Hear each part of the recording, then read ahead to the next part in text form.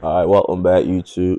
We all know that winter arc is here, so it's time to lock in. Fourth quarter clutch, get your goals done, etc., etc. Become a better person, but that's really hard to do if you're inconsistent.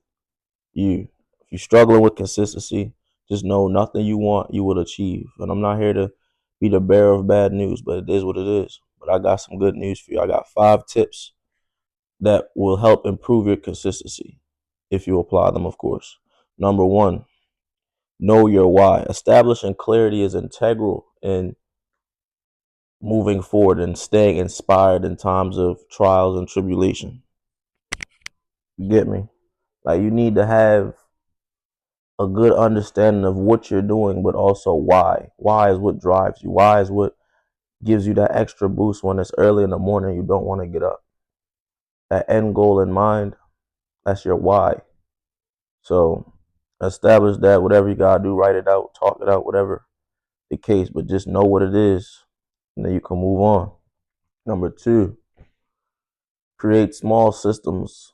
Like, make systems out of small habits, essentially. It's just basic principles from Daniel Clear's Atomic Habits. Great book, 10 out of 10. Recommend you read it. But yeah, just make little systems. Make it easy to do what you got to do. Don't make it where you have to go out of your way to do the things that's necessary. That's making it harder for you. You're not a machine. Discipline is already, like, that's not preloaded in everybody, in most people.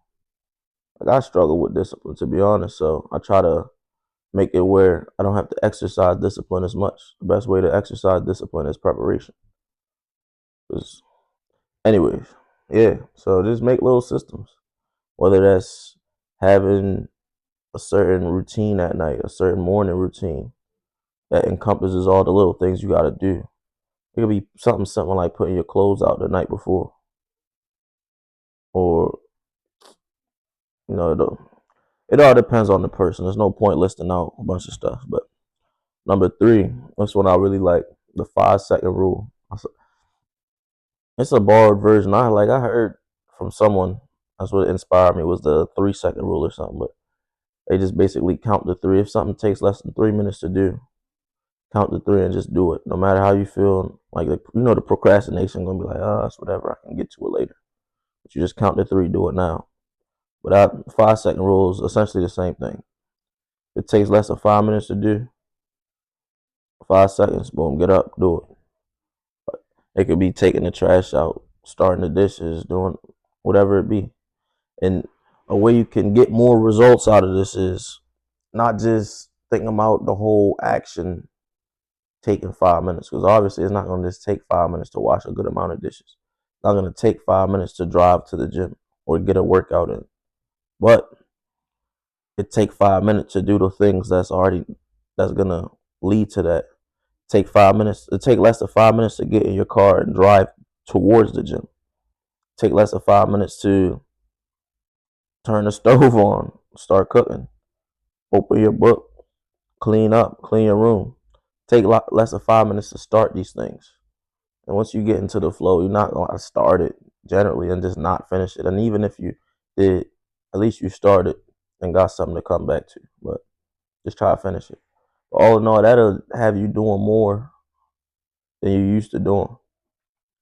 And that's, you know, it's good stuff. Like, what's known don't need to be explained or do it. I never mind. A lot of y'all be slow. Maybe not you, but yo over there. But all in all, 5 second rule. It saves you a lot of time from procrastination, and you start to build up that discipline muscle. Because all in all, consistency don't work without discipline. That's all it is. The main thing is discipline. But what fun is that? Just giving you a video like, oh, how to be consistent, be disciplined.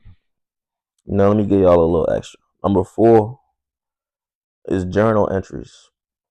It's a little off random, but I find is when you write in your journal, you get to come back to number one, essentially, is knowing your why and realigning with what you're trying to do. You get to map out what's been on your mind all week, all day, whatever it is, and get to move accordingly to that. Try to just ground yourself essentially. Reacquaint yourself with your goals and ambitions and who you are, because you let it out on the paper.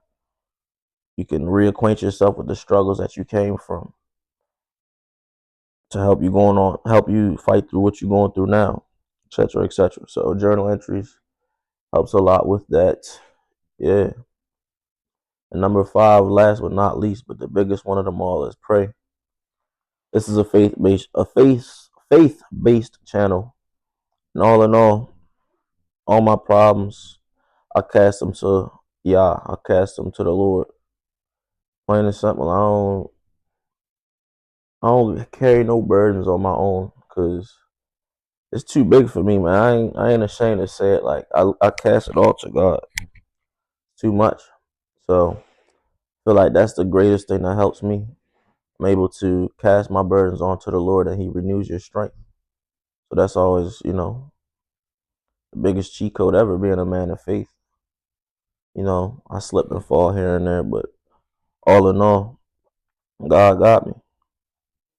And I'll give y'all a quick bonus. Just have some better friends and associates. And I don't mean just throw your guys to the curb and all that, but a decent circle that helps keep you accountable. It could even be a spouse, it could be whatever, but friends, I feel like, better for that. Keep you accountable. This is a better circle that is in alignment with your goals of who you want to become.